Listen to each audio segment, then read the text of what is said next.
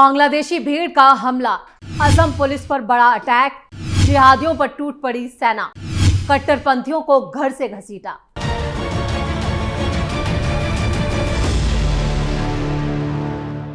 नमस्कार, आप देख रहे हैं कैपिटल टीवी की स्पेशल स्टोरी। मैं हूं परवीन शेख। असम पुलिस पर हमला करना कट्टरपंथियों को भारी पड़ गया है। बांग्लादेशियों की सारी हेकड़ी पुलिस ने निकाल के रख दी।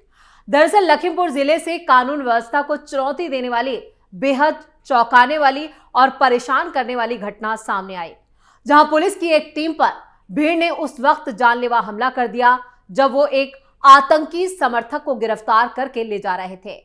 दंगाइयों ने न सिर्फ पुलिस की टीम को बुरी तरह से पीटा, बल्कि उनकी गिरफ्त से मुख्य आरोपी को छुड़ाकर भगा कर ले गई। इस मामले में पुलिस ने फौरन कार्रवाई करते हुए बांग्लादेश के 10 घुसपैठियों को गिरफ्तार कर लिया है। यह घटना 27 दिसंबर को लखीमपुर के बोंगला मोरा इलाके की है। पुलिस की टीम पर वांटेड अपराधी बहारुल इस्लाम को गिरफ्तार करने पहुंची थी और बहारुल पर आरोप है कि उसने सोशल मीडिया पर पहलगाम अटैक यानी कि आतंकी हमले का समर्थन किया था और आतंकियों के पक्ष में सोशल मीडिया पर लंबी चौड़ी पोस्ट साझा की थी। असम के लखीमपुर जिले में पुलिस पर यह बिल्कुल प्लान्ड हमला था और इस मामले में बांग्लादेश के 10 लोग अब पुलिस की गिरफ्त में हैं, जिनकी थाने में जमकर ठुकाई हुई है। और इन घुसपैठियों पर आरोप है कि इन लोगों ने पुलिस टीम पर हमला करके एक ऐसे आरोपी को जबरन छुड़ा लिया जिस पर सोशल मीडिया पर मुसलमानों को भड़काने, आतंकी हमले के समर्थन में पोस्ट करने का आरोप है। इस घटना के बाद इलाके में तनाव और आक्रोश का माहौल बन गया। पुलिस के मुताबिक आरोपी बहारुल इस्लाम सोशल मीडिया पर फर्जी अकाउंट के जरिए पहलगाम आतंकी हमले के समर्थन में सामग्री साझा कर रहा था। इस मामले में उसके खिलाफ पहले से ही केस दर्ज किया जा चुका था, जिसके बाद वो फरार चल रहा था। खुफिया जानकारी के आधार पर पुलिस की एक टीम ने उसे सोनापुर क्षेत्र में ढूंढ निकाला और हिरासत में लिया। जब पुलिस की टीम आरोपी को लेकर वापस जाने की तैयारी कर रही थी, तभी पहले से जुटे एक गुट ने अचानक पुलिस पर धावा बोल दिया। आरोप है कि 10 से ज्यादा लोगों की भीड़ ने पुलिस कर्मियों के साथ पहले मारपीट की, उन पर पथराव किया और बहारुल इस्लाम को जबरन छुड़ा कर ले गए। इस हमले में सब इंस्पेक्टर गोकुल जयश्री और पुलिस की गाड़ी के ड्राइवर को गंभीर चोटें आई, जिन्हें इलाज के लिए अस्पताल में भर्ती किया गया। लखीमपुर पुलिस अधीक्षक गुनेंद्र डेका ने बताया कि ये कोई अचानक हुई घटना नहीं थी, बल्कि पूरी तैयारी के साथ, पूरी प्लानिंग के साथ, यानी कि एक साजिश के तहत इस अटैक को अंजाम दिया गया था। पुलिस के मुताबिक अताबुर रहमान नाम का जो शख्स है, उसके नेतृत्व में ही इस गुट ने पुलिस टीम को घेर कर हमला किया। गिरफ्तार किए गए आरोपियों में अफाजुद्दीन, इकरामुल हुसैन, फखरुद्दीन अहमद, नूर हुसैन, गुलजार हुसैन, नजरुल हक और कजीमुद्दीन, मोहम्मद अब्दुल हमीद और बिलाल हुसैन, इसके अलावा अतुबुर रहमान शामिल था। पुलिस ने यह भी बताया कि इनमें से कई आरोपियों का क्राइम रिकॉर्ड है, यानी आपराधिक रिकॉर्ड भी है। इस घटना को लेकर राज्य में राजनीतिक और सामाजिक स्तर पर कई प्रतिक्रियाएं देखने को मिल रही हैं। हमले में शामिल लोगों को मियां समुदाय से जोड़ा जा रहा है, जिसे असम में बांग्ला भाषी प्रवासी मुसलमानों के रूप में जाना जाता है, यानी बांग्लादेशी घुसपैठिए। यह समुदाय लंबे वक्त से असम में विदेशी मुद्दे और पहचान से जुड़ी बहस के केंद्र में रहा है और इस पर असम सरकार का एक्शन भी कई बार देखने को मिला। असम सरकार की तरफ से लगातार घुसपैठियों को खदेड़ने की मुहिम चलाई जा रही है। लंबे वक्त से घुसपैठिए असम सरकार के लिए बड़ी चुनौती बने हुए हैं। बहारुल इस्लाम की तलाश तेज। अब वहीं पुलिस ने बहारुल इस्लाम की तलाश तेज कर दी है, जो भीड़ द्वारा छुड़ाए जाने के बाद से फरार है। अधिकारियों का दावा है कि उसे जल्द ही दोबारा गिरफ्तार किया जाएगा। इस मामले में भारतीय न्याय संहिता यानी बीएनएस की कई धाराओं के तहत केस दर्ज किया गया है और पुलिस का साफ कहना है कि आगे और गिरफ्तारियां होंगी। इलाके में कानून व्यवस्था बनाए रखने के लिए भी एक्स्ट्रा पुलिस बल तैनात कर दिया गया है। पुलिस की गिरफ्त से भागा बहारुल इस्लाम एक आदतन अपराधी है और कई अपराधों को अंजाम दे चुका है, जिसमें मर्डर तक शामिल है। वो पहले भी नकली सोने के मामले में जेल जा चुका है। भीड़ से छुड़ाए जाने के बाद फिलहाल वो अंडरग्राउंड हो चुका है, जिसको लेकर राज्य में कई इलाकों में दबिश दी गई है। पुलिस ने भारतीय न्याय संहिता की कई धाराओं के तहत मामला तो दर्ज कर लिया और दावा किया है कि बहारुल को जल्द ही सलाखों के पीछे पहुंचा दिया जाएगा। लेकिन असम पुलिस की चुनौतियां यही खत्म नहीं हुई हैं, बल्कि उसे बचाने के लिए कई और गिरोह जो हैं वो सामने आ चुके हैं, जो कई वारदातों को अंजाम दे चुके हैं। आपको बता दें कि असम में जिस तरह से बांग्लादेशी घुसपैठिए लगातार अपराधों को अंजाम दे रहे हैं, उसने भी सियासी गलियारों में हड़कंप मचा रखा है। असम में जल्द चुनाव होने वाले हैं और उससे पहले घुसपैठ एक बड़ा मुद्दा बन चुका है, जिस पर बीजेपी से लेकर कांग्रेस और तमाम विपक्षी पार्टियां भी इस पर जमकर सियासत कर रही हैं।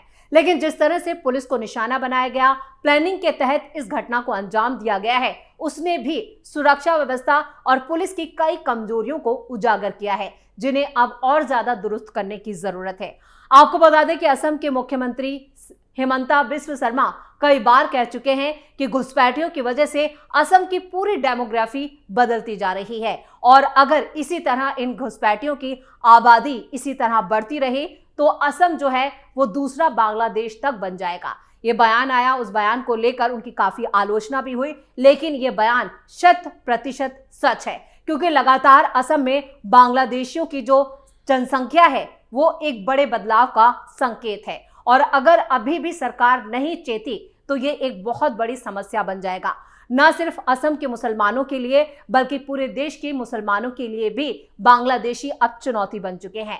लेकिन देश के मौजूदा मुसलमान अगर इन बांग्लादेशियों को इसी तरह बचाते रहे तो ये एक दिन उनके ही संसाधनों पर कब्जा कर लेंगे और जितनी जल्दी हो सके तो मुसलमानों को इसको लेकर अब एक तरह से सतर्क हो जाना चाहिए और सरकार की मुहिम है कि देश का मुसलमान और उस पे जो संसाधन है या जो उस पे जिनका पहला हक होना चाहिए, उन संसाधनों पर इन घुसपैठियों के जो हक को हटाया जाए और इन्हें वापस बॉर्डर के पार भेजा जाए।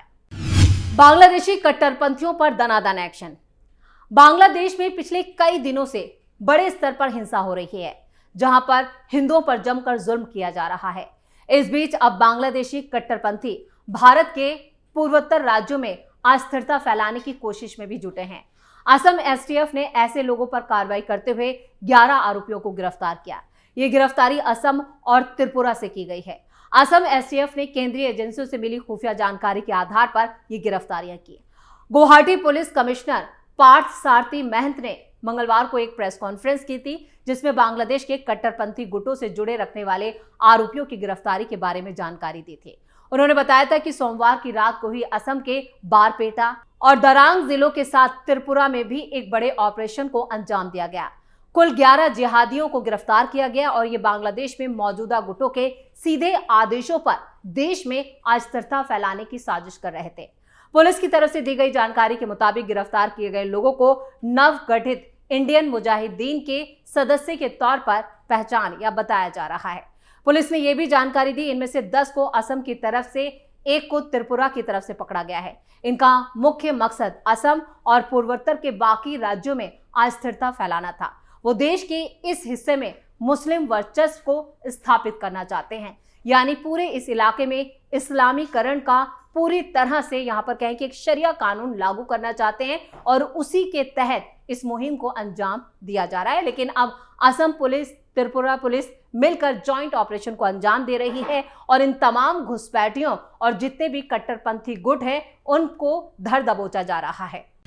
चुन चुन कर घुसपैठिए डिपोर्ट। उत्तर प्रदेश, दिल्ली और असम में बांग्लादेशी और रोहिंग्या घुसपैठियों के खिलाफ सख्त एक्शन लिया जा रहा है। यूपी की योगी सरकार बांग्लादेशी और रोहिंग्या घुसपैठियों पर पहले ही सख्त है। राज्य के 17 शहरों में घुसपैठियों के खिलाफ टॉर्च ऑपरेशन चल रहा है। पुलिस के साथ एटीएस भी घुसपैठियों की धरपकड़ में लगी है। इस साल करीब 6000 बांग्लादेशी घुसपैठिए पकड़े गए। गोरखपुर समेत 17 नगर निगम में डिटेंशन सेंटर भी बन चुके हैं। असम की हिमंता सरकार भी घुसपैठियों के खिलाफ कड़ी कार्रवाई कर रही है। हिमंता ने कहा है कि अगर 10% घुसपैठिए बढ़े तो असम बांग्लादेश में तब्दील हो जाएगा। उन्होंने पुलिस के साथ बीएसएफ और दूसरी एजेंसियों को भी कड़े एक्शन लेने को कहा था, जिसके बाद असम में हाल ही में 19 घुसपैठियों को बांग्लादेश भेजा गया। बांग्लादेश बॉर्डर से असम आते 9 लोगों को भी पकड़ा गया। महिला का बनाया फर्जी आधार। इधर धुबरी से एक बांग्लादेशी महिला पकड़ी गई। पूछताछ में खुलासा हुआ कि दलालों ने महिला से 95,000 रुपए लिए और सिलहट के पहाड़ी रास्तों से खराब मौसम में उसकी भारत में एंट्री करा दी। इसके बाद फर्जी तरीके से महिला का हिंदू नाम से आधार कार्ड भी बनवा दिया गया। 2 महीने से नकली पहचान के साथ ये बांग्लादेशी महिला भारत में रह रही थी। अब हिमंता सरकार ने कानूनी तरीकों से उसे भी डिपोर्ट करने को कहा है।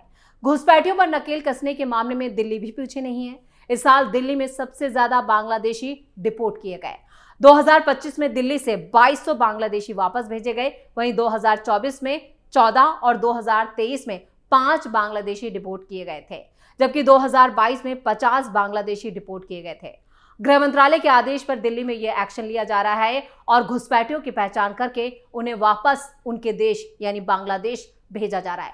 आपको बता दें कि सबसे सेंसिटिव इलाका जो है भारत का वो असम से लगता हुआ बॉर्डर ही है, जहां पर सबसे ज्यादा घुसपैठ की जाती है और पूरा एक नेक्सस है, पूरा एक नेटवर्क है जो इस काम को अंजाम देता है। और इस नेटवर्क को अंजाम देने के लिए लोकल स्लीपर सेल्स यानी भारत के ही लोग इस मुहिम में लगे हुए हैं। एक पूरे नेक्सस को अंजाम देने के लिए छोटे छोटे गुट बनाए गए हैं। इनमें ज्यादातर सरकारी अधिकारी तक शामिल हैं जो इस तरह के फर्जी आधार दस्तावेज और राशन कार्ड तक बनवा देते हैं। इलेक्शन कार्ड तक इन लोगों के बने हुए हैं। तो आप अंदाजा लगाइए कि ये देश के लिए कितनी बड़ी समस्या है और इससे निपटने के लिए अब भारतीय सेना और स्पेशल फोर्स की एक टीम तैयार की गई है जो इससे अब निपटेगी।